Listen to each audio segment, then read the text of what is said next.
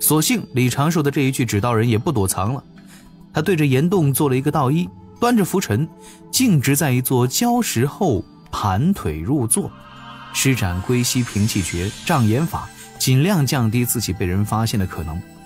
他现在心神分了太多处地方，确实有些不太够用了，顾不得赵大爷跟黄龙真人叮嘱太多。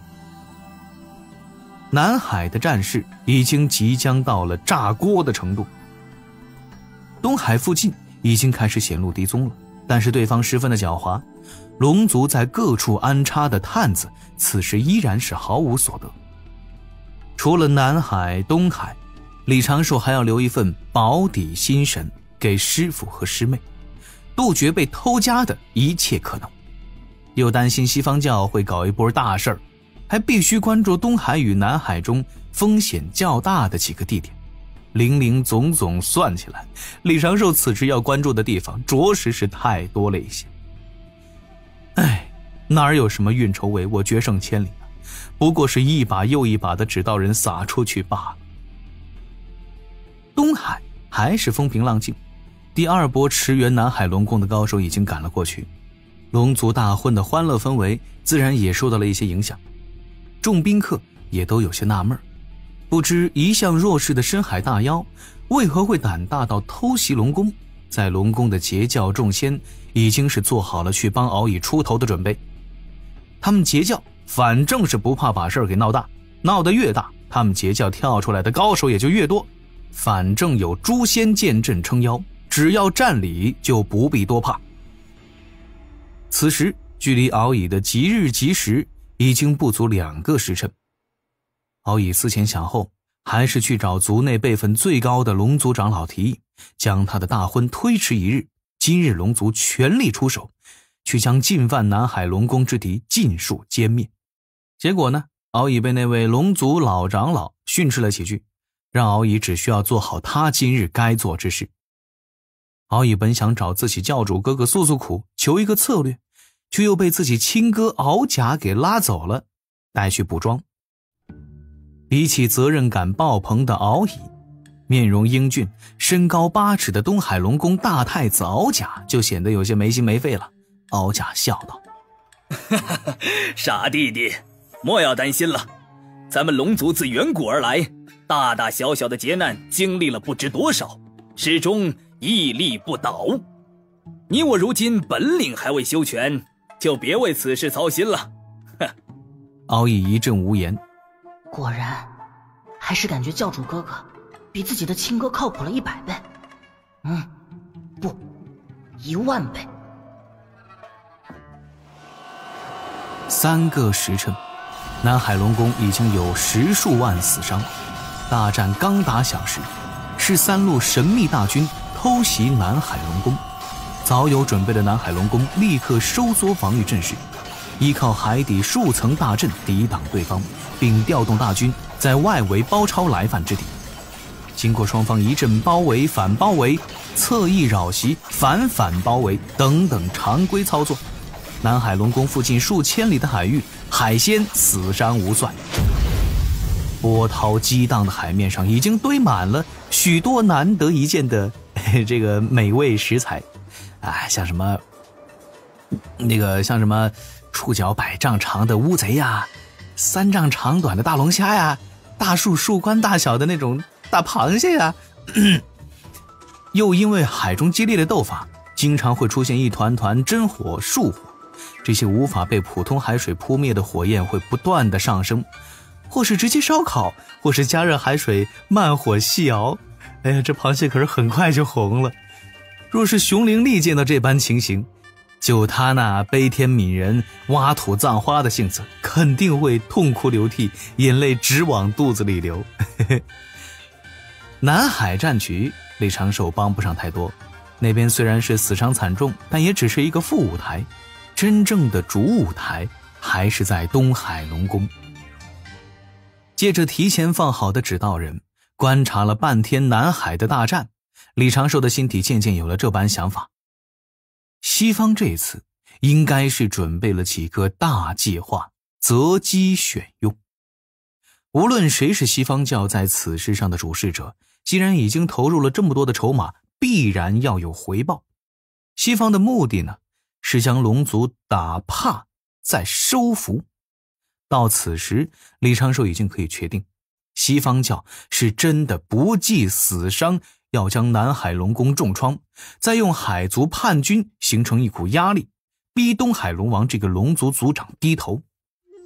如果是这样的话，西方的圣人弟子必然就在东海附近，必要时现身来东海龙宫，彰显西方圣人的威仪。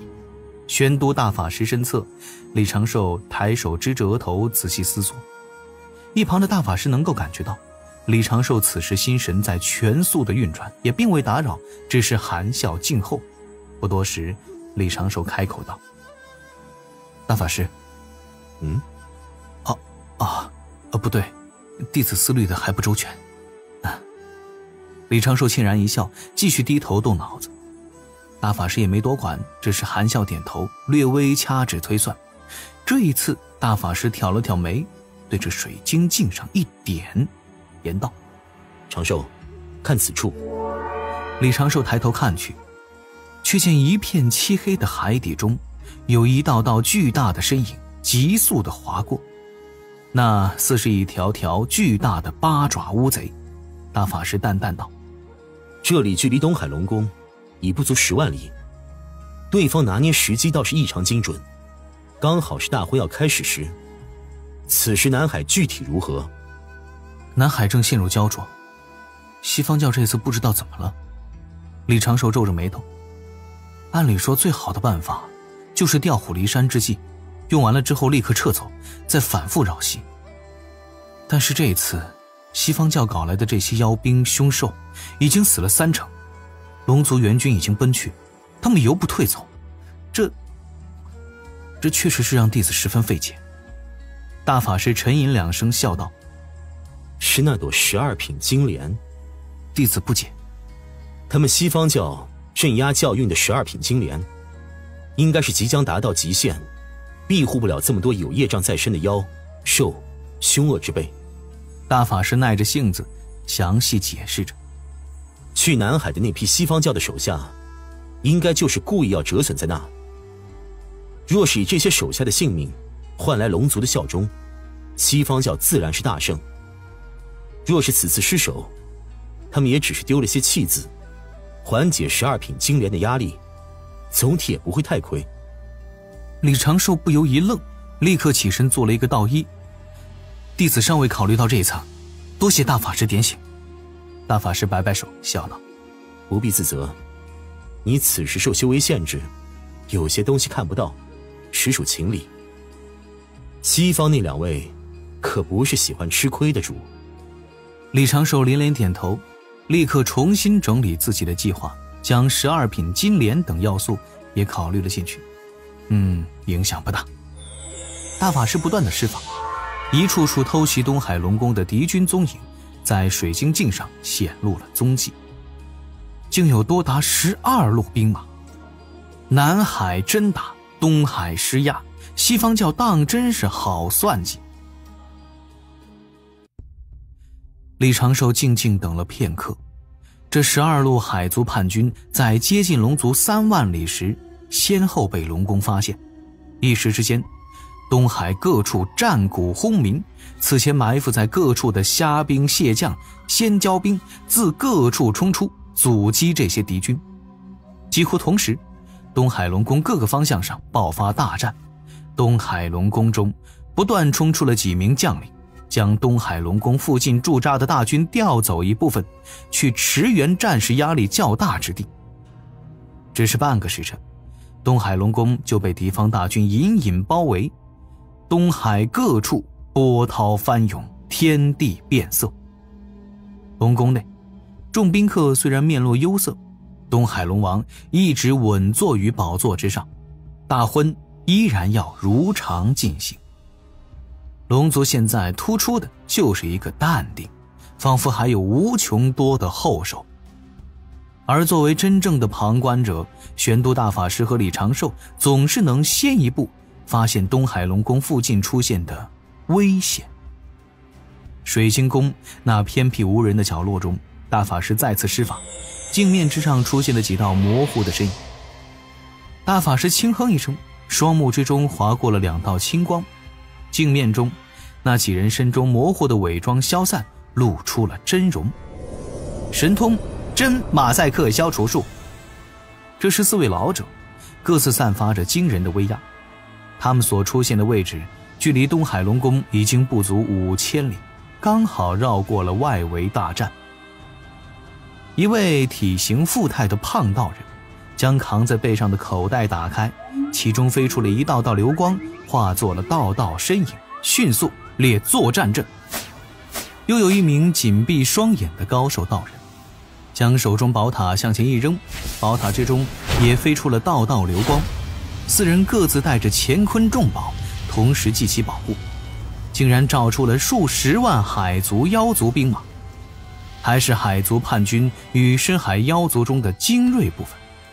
正此时，一侧乾坤突然被划开，一只6翅金蝉钻了出来，其后又有数10道身影迅速飞出。